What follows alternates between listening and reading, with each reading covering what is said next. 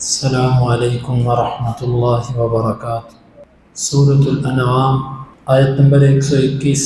اعوذ باللہ السمیع العلیم من الشیطان الرجیم من حمزہ ونفخہ ونفثہ ولا تأکلوا مما لم یذکر اسم اللہ علیہ وإنہ لفسق، تم اس میں سے نہ کھاؤ جس پر اللہ کا نام نہیں لیا گیا، یقیناً وہ فسق ہے۔ اس آیت میں اللہ تعالیٰ نے اس چیز کو کھانے سے منع کیا گیا جس پر اللہ کا نام نہیں لیا گیا۔ جانور کے ذبیحے کے ساتھ تو اس کا تعلق یوں بنے گا کہ اس کو ذبح کرتے وقت اللہ کا نام نہیں لیا گیا، اور اگر جانور کے سوا کوئی چیز ہے کھانے پینے والی کسی بھی طرح کی جو ذبح نہیں کی جاتی، تو اس کے لیے غیر اللہ کے تقرب کی نیت کر دینا وہ بھی ایسے ہی ہے کہ جیسے اللہ کا نام نہ لینا۔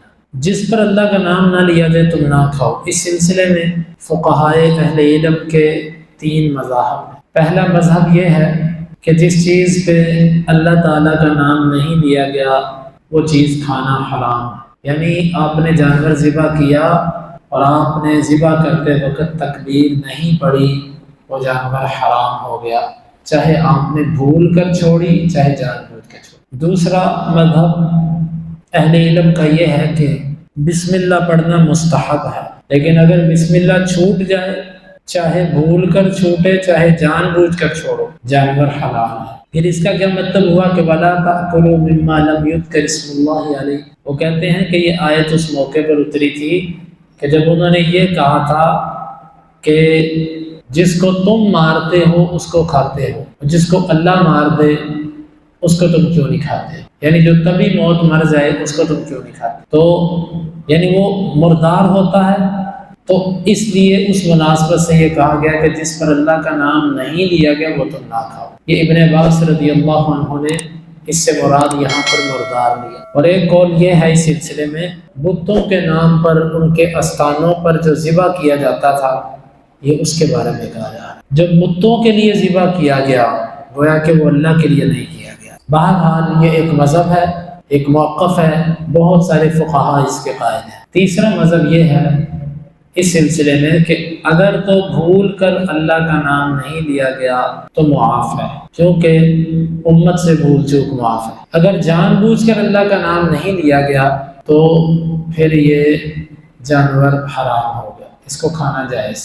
یہ جہاں دیگر دلائل پیش کرتے ہیں وہاں پر بخاری کی وہ روایت بھی پیش کرتے ہیں کہ جس میں عائشہ رضی اللہ عنہا نے پوچھا تھا کہ کچھ لوگ ہمیں گوشت بھیجتے ہیں اور وہ نئے نئے مسلمانوں میں ہیں، ہمیں نہیں پتا انہوں نے اللہ کا نام لیا کہ نہیں لیا۔ آپ نے فرمایا کہ تم اللہ کا نام لو اور کھاؤ۔ وہ کہتے ہیں کہ اگر اللہ کا نام لینا شرط ہوتا حلت کے لیے تو اللہ کے نبی صلی اللہ علیہ وسلم اس بات کو اتنی نرمی کے ساتھ قبول نہ کرے۔ اس پر اہل علم نے مستقل کتابیں بھی لکھی ہیں اس مسئلے۔ بہرحال جس پہ دل مطمئن ہوتا ہے وہ تو یہ ہے کہ جو جان بوجھ کے اللہ کا نام چھوڑ دے، غفلت کی وجہ سے چھوڑ دے، سستی کاہلی کی وجہ سے چھوڑ دے، یہ تو یقیناً اس بندے کا ذبیحہ نہیں کھانا چاہیے۔ بازار کے اندر بھی جو ذبیحے بکتے ہیں، یہ جو قصاب گوشت بیچتے ہیں، ان کو اس سے کوئی غرض نہیں ہوتی کہ اللہ کا نام اس پر لیا گیا کہ نہیں لیا گیا، ان کو تو صرف پیسے چاہیے۔ بلکہ اگر یہ فکر ہو نا تو وہ سر پہ کھڑے ہوں، ان سے ایگریمنٹ کریں، معاہدے کریں، بلکہ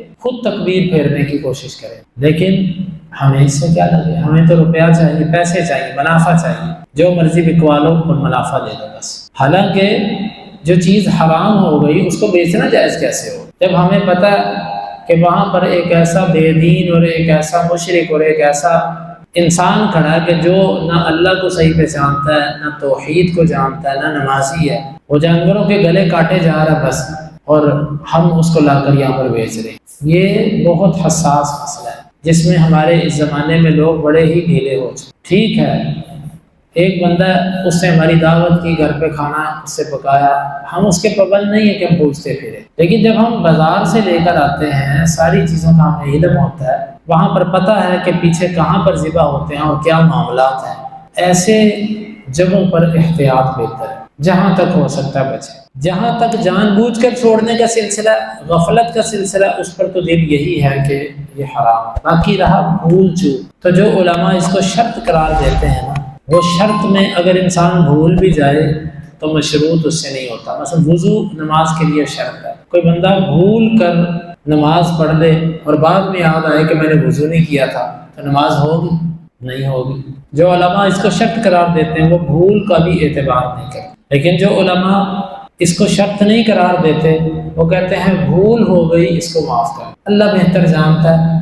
اس سلسلے میں کسی ایک بات پر واضح نہیں ہو رہا سوائے اس کے کہ عائشہ رضی اللہ عنہ کی روایت پر استدلال کیا جائے کہ دیہاتیوں کا پتہ نہیں تھا تو اللہ کے نبی صلی اللہ علیہ وسلم نے فرمایا کہ کھاؤ، لیکن اس پر بھی اہل علم کے بہت سارے جواب آتے ہیں۔ بہرحال یہاں سے یہ بات سمجھ آتی ہے کہ ذبیحہ کرتے وقت اللہ کے نام کی اتنی اہمیت ہے کہ آپ ایسے اتنا گوشت ضائع کر دیں گے اگر آپ نے اللہ کا نام نہیں، وہ کھانے کے قابل نہیں رہے گا۔ وَإِنَّهُ لَفِسْقٌ، یہ عمل فسق ہے، اللہ کا نام نہ لینا فسق ہے۔ اور ایک قول یہ ہے کہ وہ جانور فسق ہو گیا جس پر اللہ کا نام نہیں لیا، اس کو کھانا فسق ہے۔ وَإِنَّ الشَّيَاطِينَ لَيُوحُونَ إِلَىٰ أَوْلِيَائِهِمْ لِيُجَادِلُوكُمْ، شیاطین اپنے اولیاء کی طرف وحی کرتے ہیں تاکہ وہ تم سے جھگڑے۔ پیچھے یہ بات گزر گئی، وحی دو طرح کی ہوتی ہے، ایک شیطان کی اپنے چیلوں کی طرف اور ایک رب کی اپنے بندوں کی طرف۔ دوسری بات، یہاں پر شیطان کے وحی کرنے سے مراد کیا ہے؟ مثلا باطل چیز کے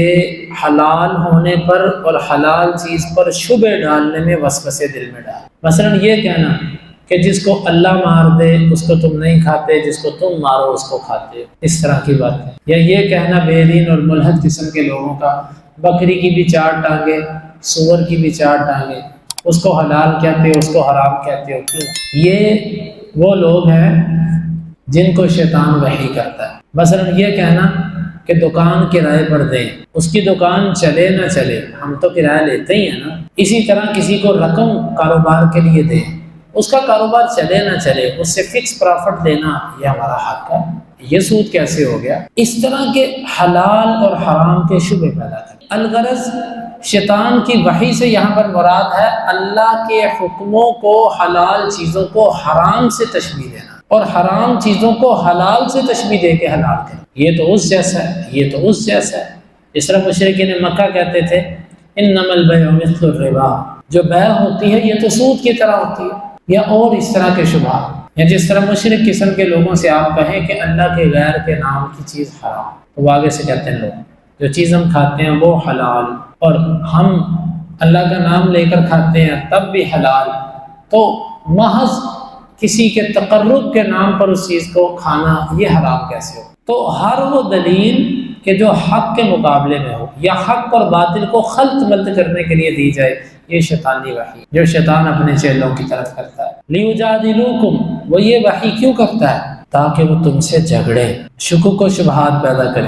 وَإِنْ أَطَعْتُمُوهُمْ إِنَّكُمْ لَمُشْرِكُونَ، اگر تم نے ان کی بات مان لی، ان کے دلائل سے متاثر ہو گئے اور اس کے مطابق تم نے عمل شروع کر دیا، تم مشرک ہو جاؤ گے، کیونکہ حکم صرف ایک رب کا چلنا چاہیے۔ رب کے حکم کے ساتھ غیر کے حکم کو لینا، یا دوسرے لفظوں میں جس چیز پر اللہ کا نام نہیں لیا گیا اس کو کھانا، تم مشرک ہو جاؤ گے، یعنی مشرکوں والے کام کرنے شروع کر دو گے۔ اور اگر تم بتوں اور غیر اللہ کے نام پر جو کیا جاتا ہے اس کو کھاؤ گے تو تم مشرک ہو جاؤ گے، یعنی بالآخر یہ کام مشرکوں والا ہے اور تم اس رستے پہ چل پڑو۔ تو یہ آیت مبارکہ، ایک تو اس میں ذبیحہ پر اللہ کا نام لینے کی گفتگو، دوسرا شیاطین کا اپنے دوستوں کی طرف وحی کرنا، اور تیسرا انجام کہ اگر تم نے ان کی اطاعت کی تو تم انہی میں سے ہو جاؤ گے، مشرکوں میں سے ہو جاؤ۔ اللہ تعالیٰ سے دعا ہے اللہ تعالیٰ سمجھنے کی اور عمل کی توفیق عطا فرمائے۔ اللہم انفعنا بما علمتنا وعلمنا ما ينفعنا وزدنا علما، وآخر دعوانا ان الحمد للہ رب العالمین۔